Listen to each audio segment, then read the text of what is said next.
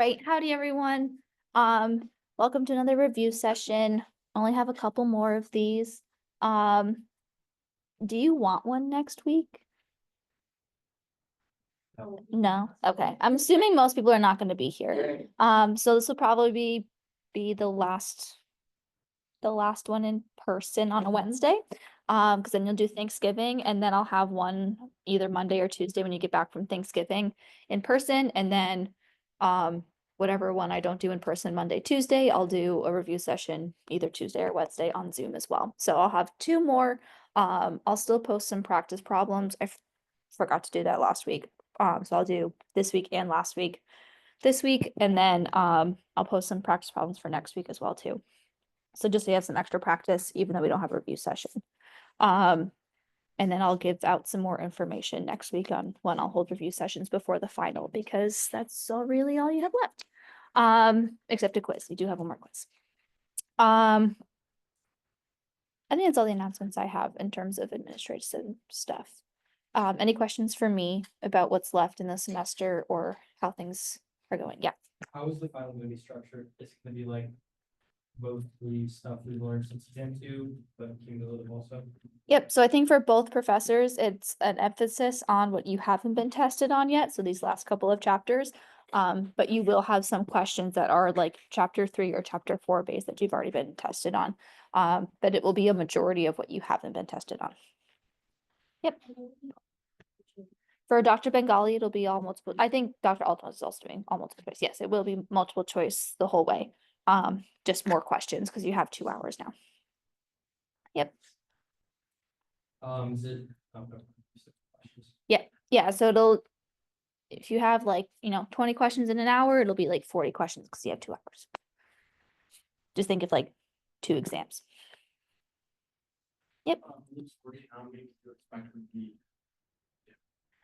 New, I would probably expect like 60% new stuff, 40% old stuff. Anything else? Okay, cool. It's gonna be okay. You have plenty of time. It's just one test. Yeah, I think that's all I have to say about that. More information will come out next week, and then obviously right after Thanksgiving, because you're either gonna take that Thursday or the next Monday. So this semester is almost done. Yay. I can't believe it's almost December. All right, what do we want to see today? What it is. Okay, what's on the quiz? You tell me what's on your quiz.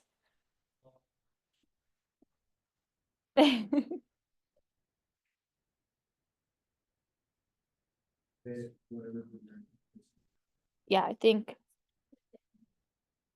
Okay. So do we want to pick up like with Half-Life where we left off last time? Is that a good place to start at least? Okay. Alrighty, so when we talk about, right, the end of 11 is, right, chapter 11 is reaction rates, unit 7, whatever that is, right? Rates of reaction. So to recap rates of reaction, right, we have the method of initial rates, looking at the comparison between your rates from your balanced equation. So if you have A plus B, right, we know that the change in the concentration of A over time and using its coefficient is equal to the change in concentration over time of B using its coefficient, which is equal to the change in C over time, which is equal to D over time.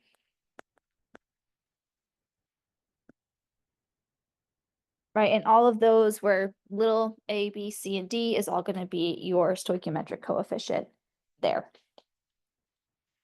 Right, and you can use this to find the rate of the reaction or how fast a reaction is proceeding in terms of the reactant or the product. Right, in this portion here, this is your rate.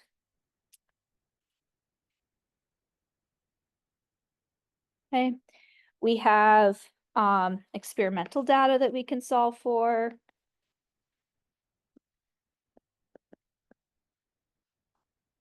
Right, where we're given a trial, we're given concentration of A, concentration of B, and your initial rate.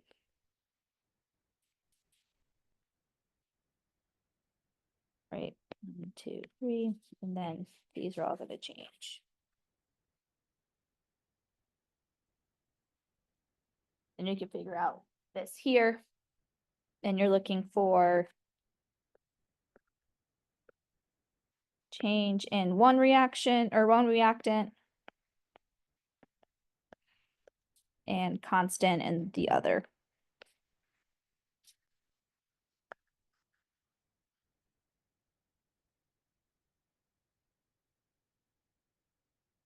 Okay, that's the beginning of reaction rates. Questions on those two portions? Okay. And then we have our rate equation, right? So we can have rate is equal to K times A to its order times B to its order. So I kind of gave you what this breaks down into, but this is the rate of reaction.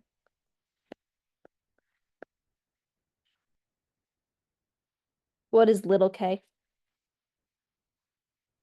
Yep, this is your rate constant.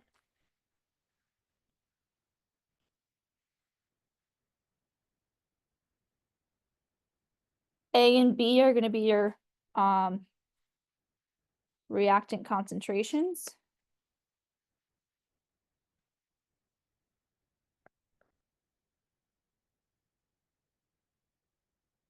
And what are M and N? Those are your reactant orders.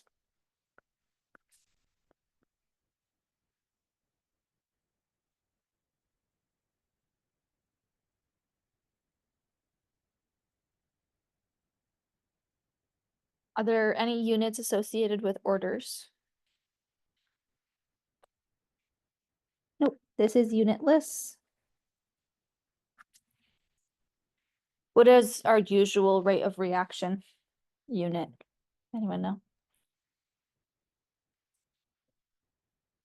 Molarity over seconds, right? So usually it's molarity over seconds, which is just a concentration over a time, right? That's what you want to see.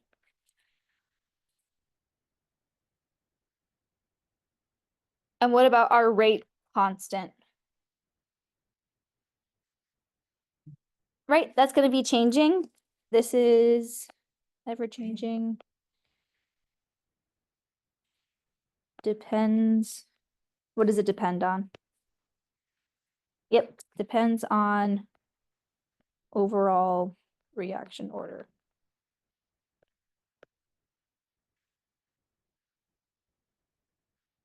So as an example,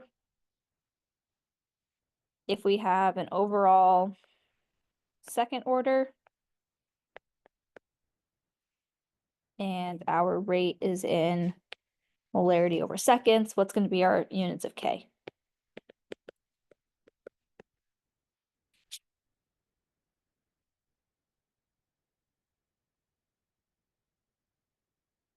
Good, this is going to be 1 over molarity times seconds. So anytime you have an overall reaction order of 2 or second order, then you're going to have 1 over molarity times seconds as your units. Does everyone know where that comes from? No? Okay. So if we have rate is equal to K times A squared, right? That means that only A is contributing to your weight and it has a second order reaction. So if I were to say that A had a unit or had a concentration of 1, right? 1 molar, we could plug that into our concentration of A. So rate would be equal to K times 1 molar squared. If we square molarity, What does that equal? Not a trick question. Molarity squared, right? Rate is equal to K times molarity squared.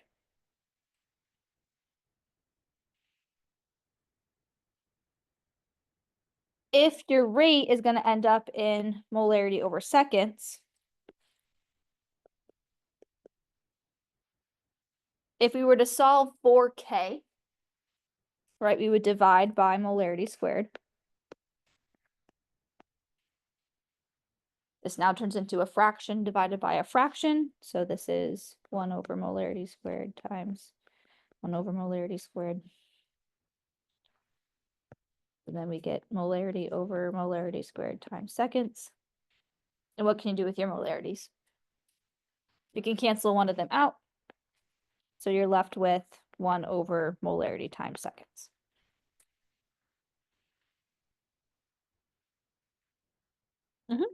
Your order was 0, but the units just go away and it just stays like 100 seconds. So like technically, yes, they're going to go away because you would end up with 1. So that means that your K would then have units of molarity over seconds. Yep. And if we learned our trick from last time, we said that K units equals m to the negative overall order minus 1 times seconds to the minus 1. If we had a 0 order, then m would be minus 0 minus 1. So that's m to the negative minus 1, which is m to the first power, right? So it pops up to the top.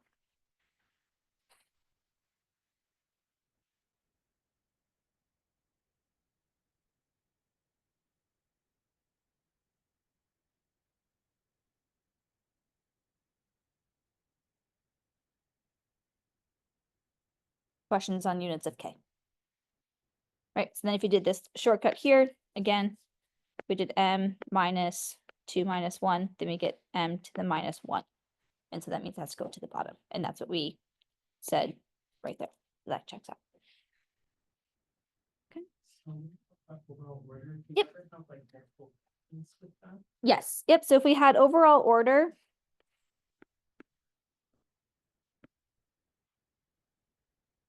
that would be an example of rate is equal to K times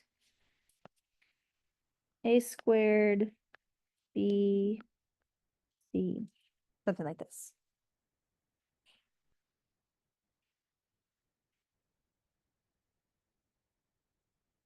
If we're to find the overall order, what do we need to do? We need to add all of our what? Orders, right? That's all of our exponents. So we have a 2, we technically have a 1 here, and we have a 1 here. So this is a sum of 4. So our overall order is 4, or 4th order.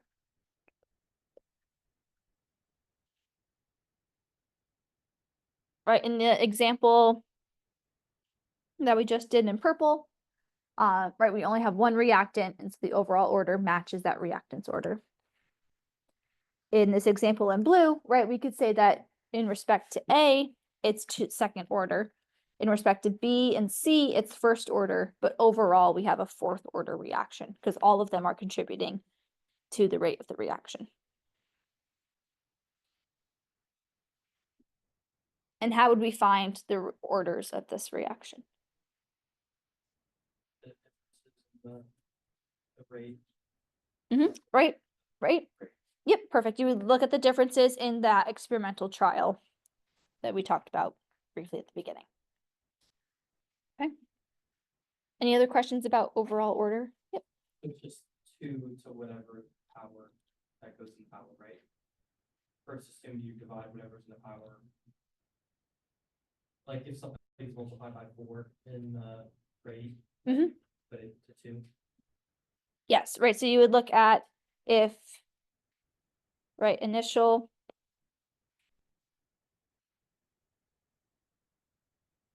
then it would be like a 4 as your rate. And 2 is your concentration of A. Then your final, I guess I'll call it, your second option was a rate of 16. And your concentration was 4. Right, so you're gonna say, okay, what did you multiply this by to get from 4 to 16? Times 4. What did you multiply this by? Times 2, right? So when you doubled your concentration, you quadrupled your rate. So you're gonna say, okay, if I had 16 over 4 equal to 4 over 2, and this is all to the power, right? Then 4 is equal to 2 to the n. What do I need to multiply n by? Or what does n need to be in order to get to 4? That's going to be 2.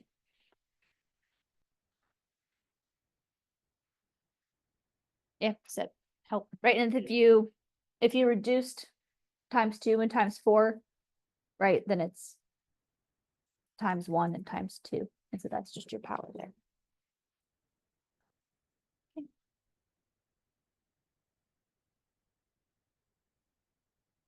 Anything else with initial or with rate laws or rates of reaction? Okay. So then when we talk about orders, then we talk about your straight line plot.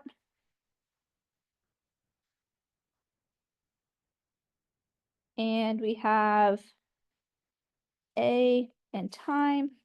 We have ln of A and time, and we have 1 over A and time.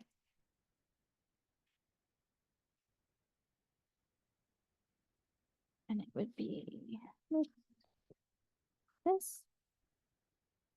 And what are the orders for these? Zero. Perfect, right? This is 0, first, and second.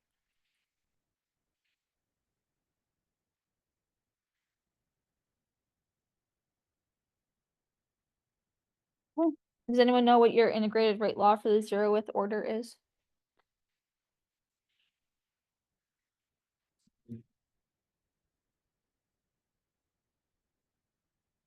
Yeah. Mm-hmm. Plus. Mm-hmm.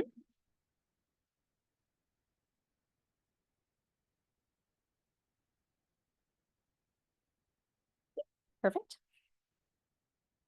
All right, so you can write it like this, and then if you write it just backwards, right, then that gives you your y equals mx plus b plot.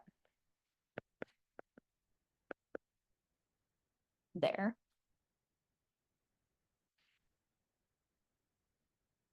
For first order,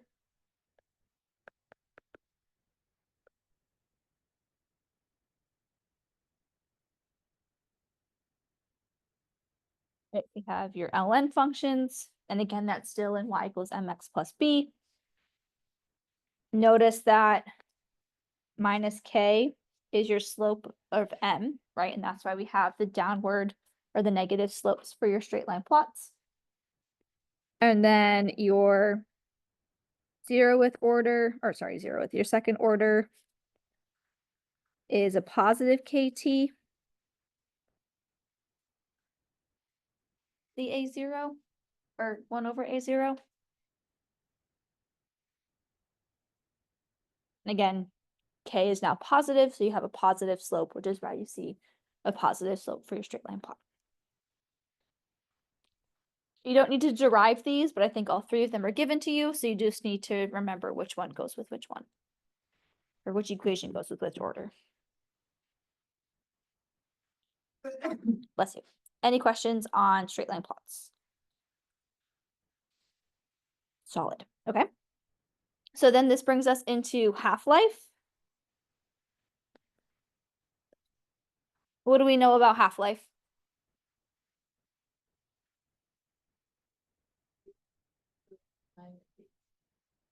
Yep. Time it takes for half of initial concentration to remain.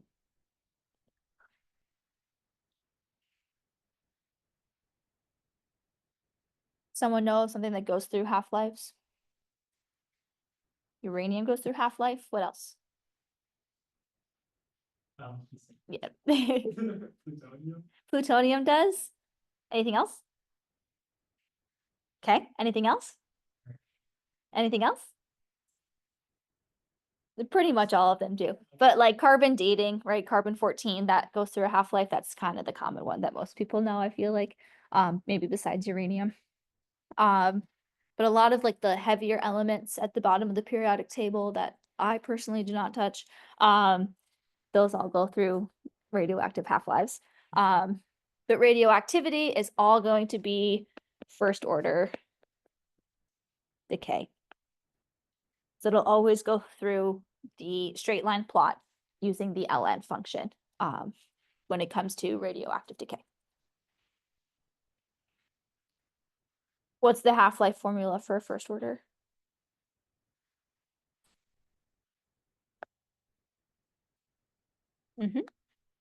Or is equal to T1/2 ln2 divided by K. Okay. Which I think is 0.693, if I remember correctly. Yeah.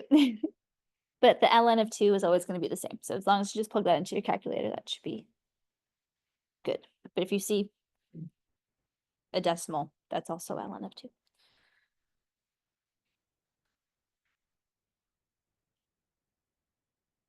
If you don't remember half-life formulas, right, you can always use the integrated rate law in order to find that. A T just becomes T1/2, right? And you can plug in your concentrations of the initial, say this was 1, right? Then half, right, half-life formula, half of that original concentration to be present. That means that your ln at time T1/2 would be 0.5, right? You can always solve for it that way as well. And then you would be given K somehow or whatever. Right, you can also be given the T1/2, you can be given the half-life, have to solve for K, and then use K in the integrated rate law to find how long something would take to reach a certain concentration. So this formula and this formula can be integrated a lot, right? Where you're solving for T1/2 or you're solving for K and then using that in the other one.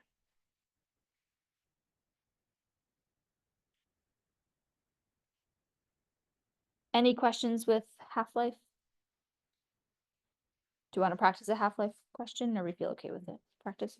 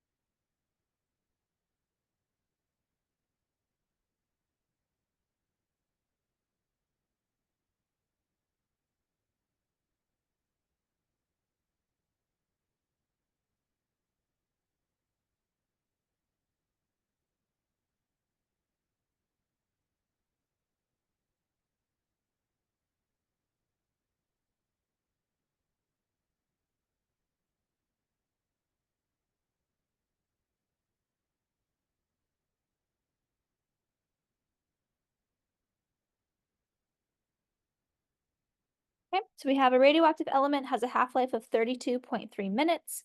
How long in seconds would it take for 73% of the initial concentration to remain?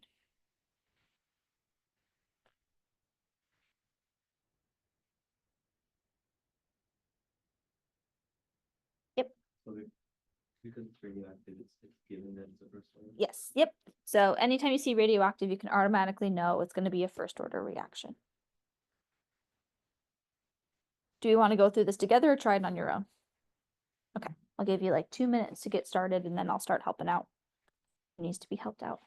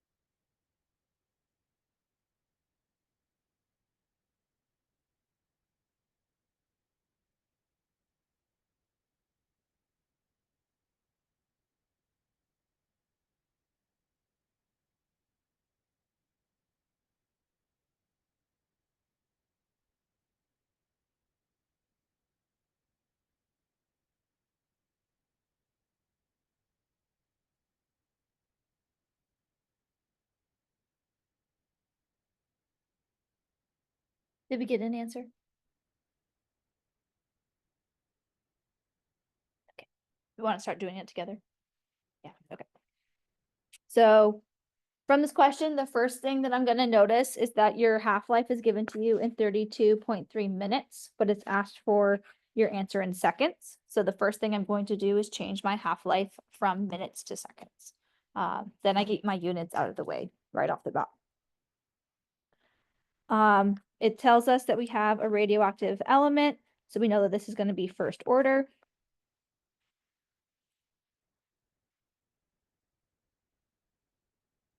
So we know that we're going to use T1/2 is equal to ln of 2 over K.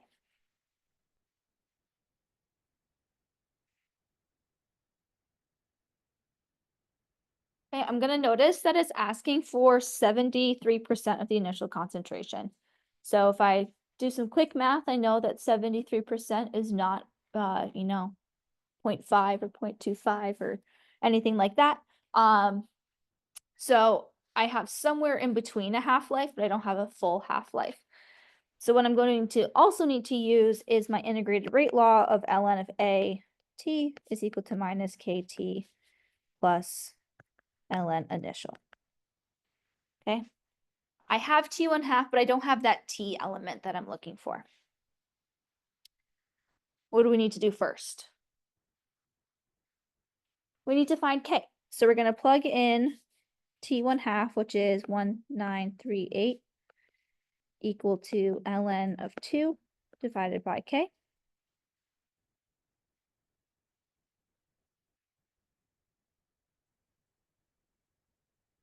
When you rearrange, you get K equal to 3.577 times 10 to the negative 4.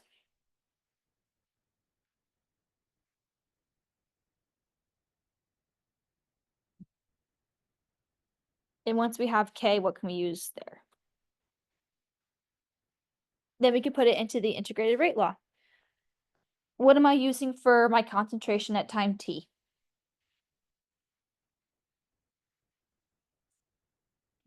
So you can do two options, right? You want 73% remaining. So you can either say that your initial is equal to 100 and then your final is equal to 73. Or you can say your initial is 1 and your final is 0.73. Either one. Both of them will get you the correct answer.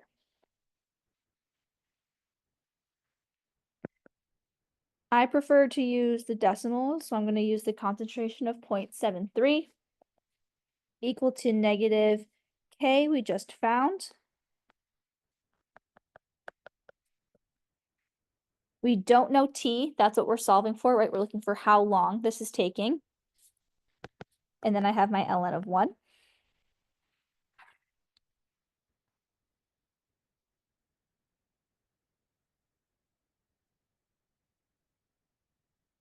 So then if you subtract ln of 1 from both sides, that turns into ln of 0.73 divided by 1, in case it's different.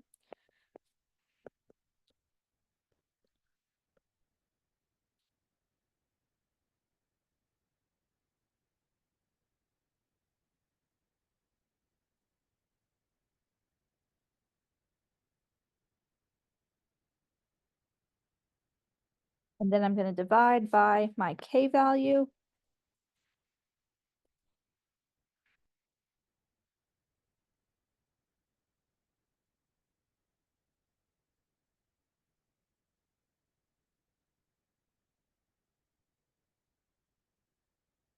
I got T equal to 88 seconds. Sorry, I 870, 880 seconds. That makes a lot more sense.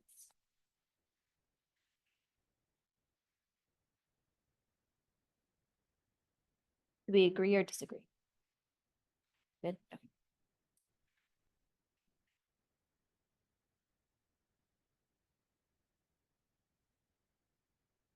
Okay, do we see how we used our T1/2 and then used to find K and then solved it for our integrated rate law?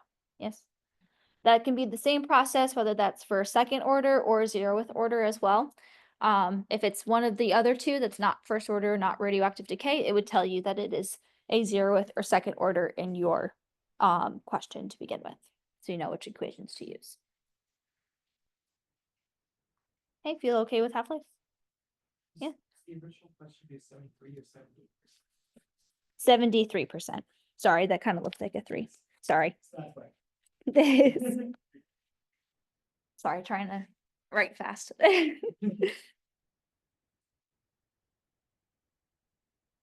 You can solve it again for 78 and then you have another question. Okay.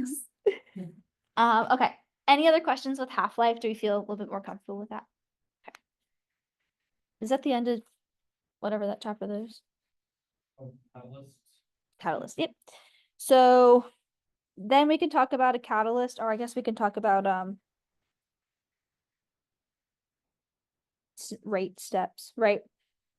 When we talk about the rate of step 1, right? And we can have A going to B, and then we can have the rate of step 2, and that's B going to C, and this is our slow step, and this is our fast step. Which one is our rate determining step? The slow step, right? Our slow step is always going to be the rate determining.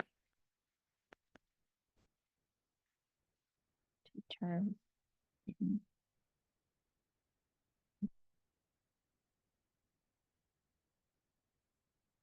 Right, your slow step is always going to be your rate determining. That might be because you have a high activation energy in order to do that. It might be low concentration, but usually it's that you have a high activation energy, and you need a lot of energy in order to overcome that reaction to proceed. Okay, what can show up in your rate determining step?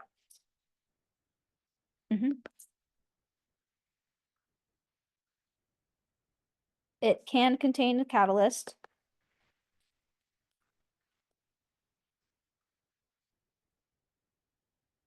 Can it contain anything else?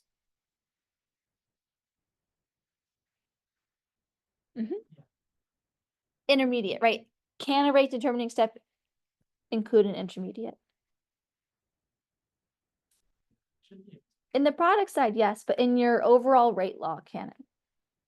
No, right? So in overall rate law, cannot have an intermediate.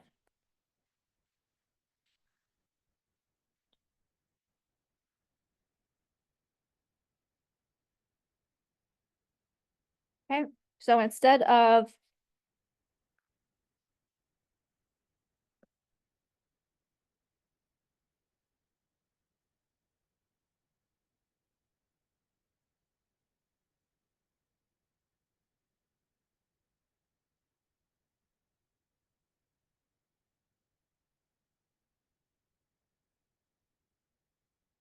instead of step 1 being fast, now step 2 is the slow step.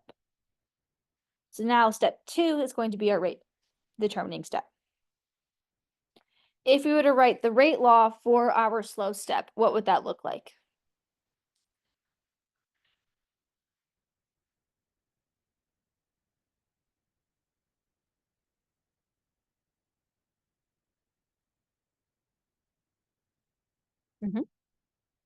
Rate is equal to K times B. What's the order of B? It's 1, right? If we're broken down into our steps of the reaction, then whatever the coefficient in front of that reactant is going to determine its order, right? That's the time when you can use the balanced equation in order to determine the order.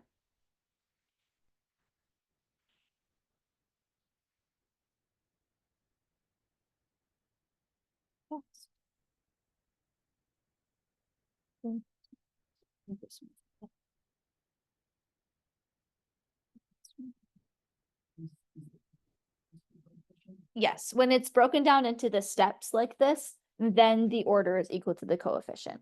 If it's just the overall reaction, then that doesn't happen. Yes. There could be 3. I've definitely seen some questions with 3. But that gets complicated and it's more of just using the intermediates in order to get to the overall rate law.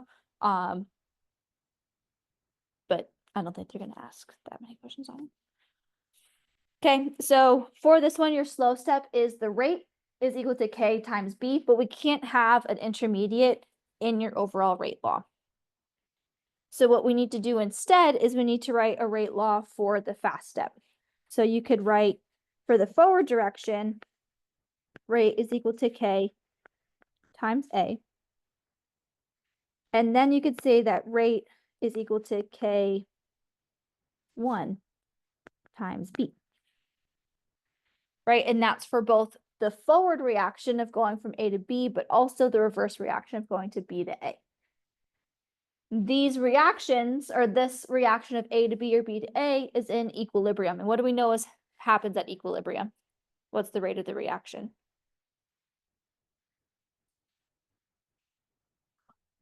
It's constant, which means that they're the same, right? The rate of A to B and the rate of B to A are both going to be equal and opposite at equilibrium.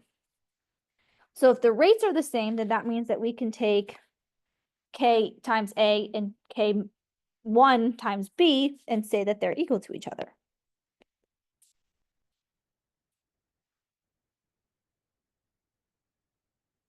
Okay. And then we can solve for the concentration of B. So K times A over K1 is equal to the concentration of B. So now we can say that instead of B being plugged in for our rate law, we can take all of this and plug this into here. So then rate would be equal to K times purple K divided by K1 times A. And now do we have an intermediate in our overall rate law? No, right? K, red K, purple K, and K1, those are all constants. So you would have a new overall constant that could all be multiplied or divided by each other. And that would be like your overall, I'm not going to say big K because big K is equilibrium, but like manipulated K, I guess we'll call it. Okay, so this would be your overall rate law.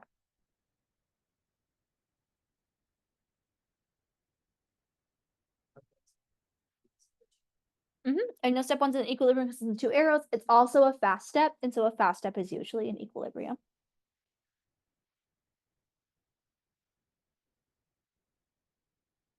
Non-equilibrium, are we going to solve it? If it's not in equilibrium, you can assume that you can write the reverse reaction as well. But more often than not, it will be shown as equilibrium. Because then that tells you that the rates are equal, and then that tells you that we can do the other steps that we did.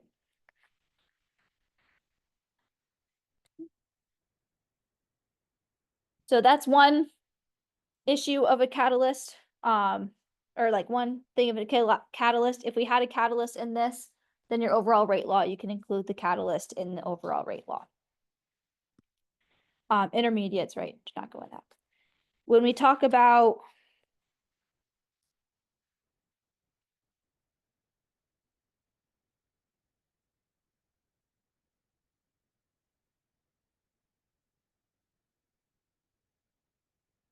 if we talk about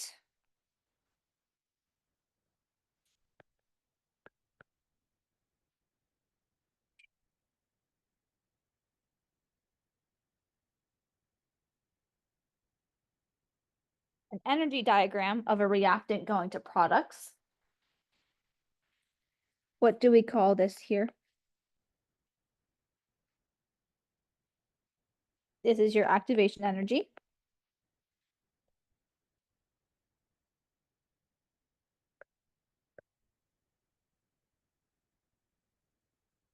What happens at this point here? The star. It's a complex. What do we call that? Complex. Yes. There's another word for it too. Yep. This is going to be your transition state or your activated complex.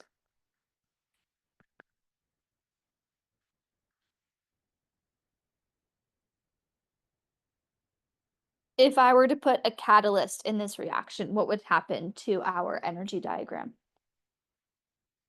It goes down, right? So you would still have your reactants starting at the same, but maybe we have a lower activation energy, and then it follows our products.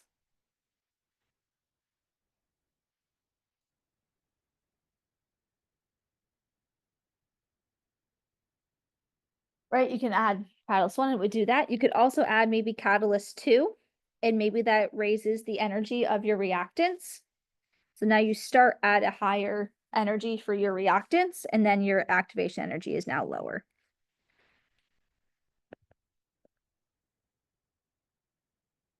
Right, so your reactants start at a higher energy, so you have a shorter distance between the transition state and your products in order to overcome a smaller activation energy difference.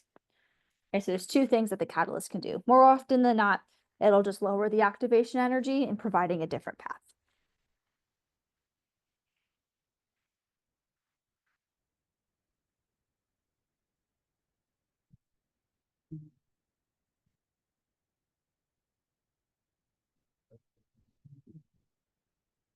The activation energy? Like the energy, like the y-axis. Yes. That's just that. Yep, that's just showing you how much energy things have, right? So your reactants would have a certain amount of energy and your products would have a certain amount of energy. So you can plot those and then you can say, okay, my transition state is going to have this much and it'll drop down. There's not really any math involved with this. It's more looking at the diagram and seeing what would happen. Yep.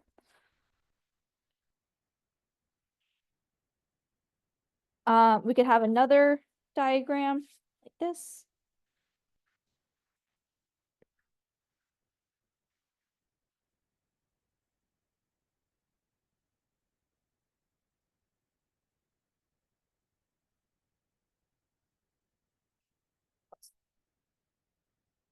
And what would this these points be? Yep, these are going to be your intermediates.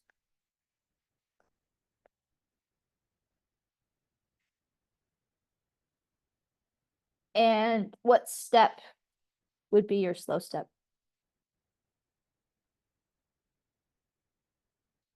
The biggest one, right? So that's going to be this initial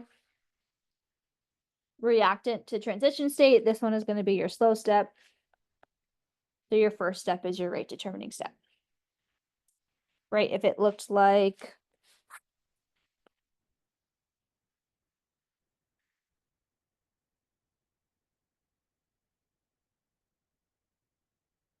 then your last one would be your rate determining, right? This would be your slow step.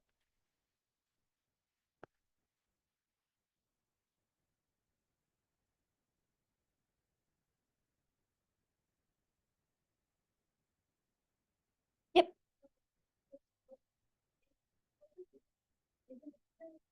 The highest point on the graph, or is it the highest, like, the difference in?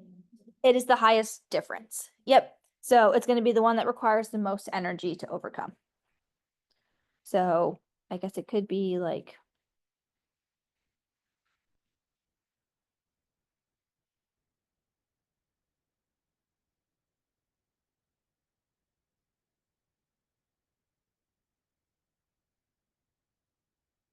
right. This would still be your slow step right here because that's the biggest difference in energy. There's the trough for it. Yes. Yep. So you're going to compare here to here, here to here, or I guess, sorry, here to here, here to here, or here to there.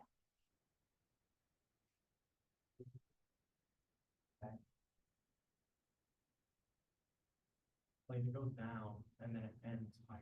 Yes, so I mean, it could. It depends on what the reaction happening is or where you need to go.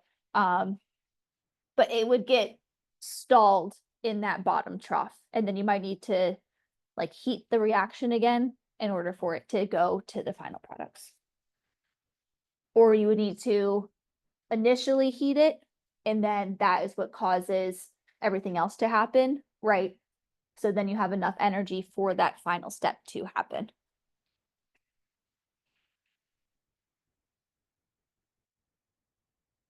Because enthalpy wise, right, you're going from high reactants to low products. It should proceed fairly spontaneously this way.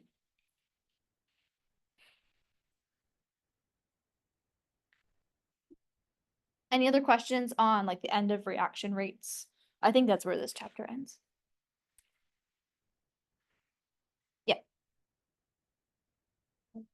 I'm saying for the R ranges. Yep, Arrhenius equation. What is the Arrhenius equation?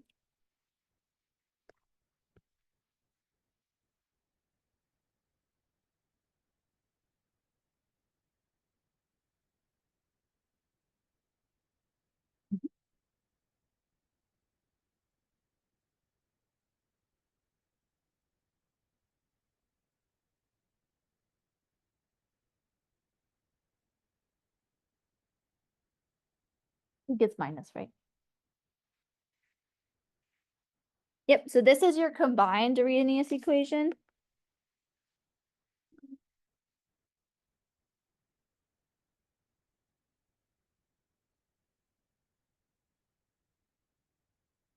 So again, this is the thing to note is that you have 2, 1, and then 1, 2, right? You don't want to go 2, 1, 2, 1.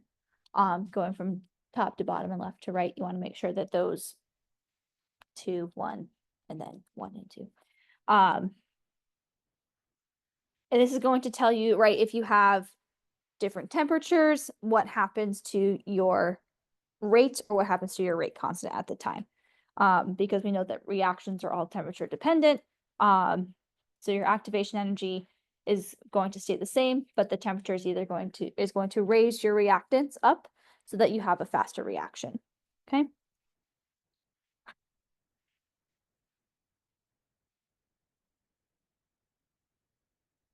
So you could be given a question like,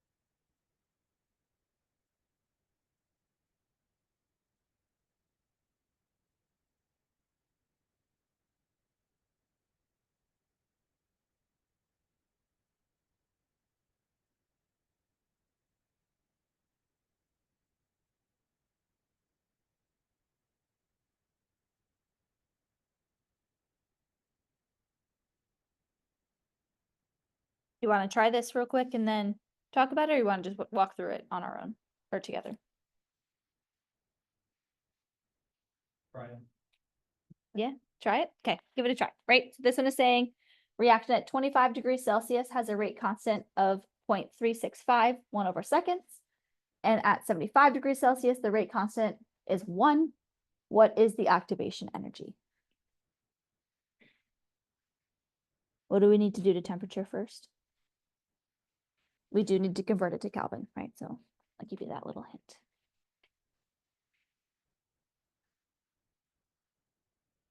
you're Yep, so R is the gas constant. What R are you using?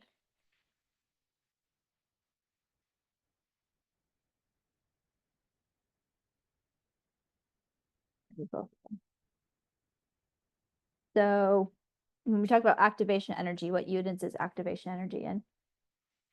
Joules, so which R do we need? 8.314 joules per mole Kelvin.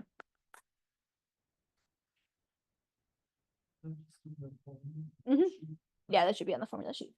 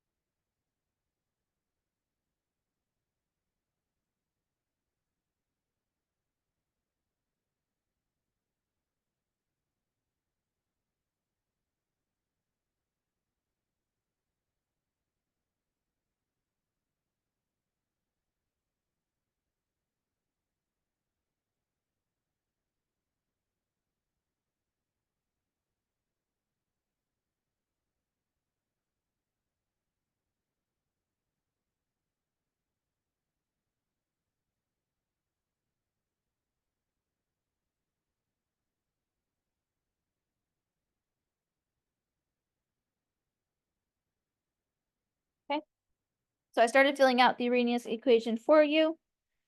Right, so I converted my Kelvin or converted my Celsius into Kelvin. So that's 298 Kelvin and 348 Kelvin. And then I always try to like write a little chart for me so I keep it in order. So I know that T1 is going to be 298 and K1 is going to be 0.355.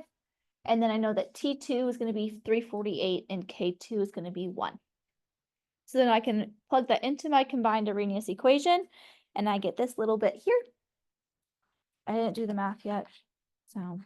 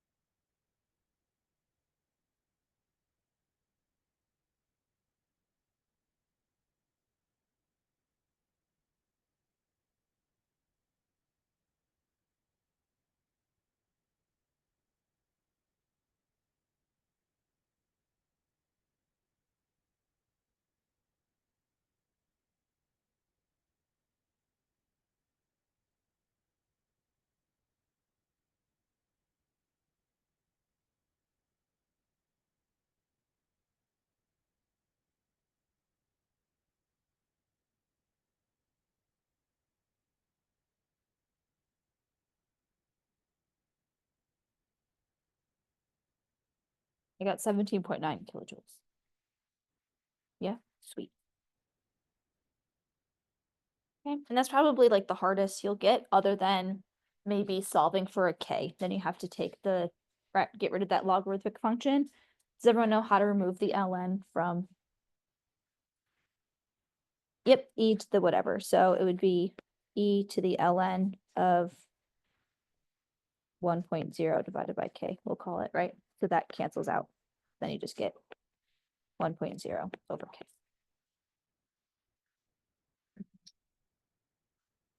Any questions on the combined Arrhenius equation? Does that make sense how to use it?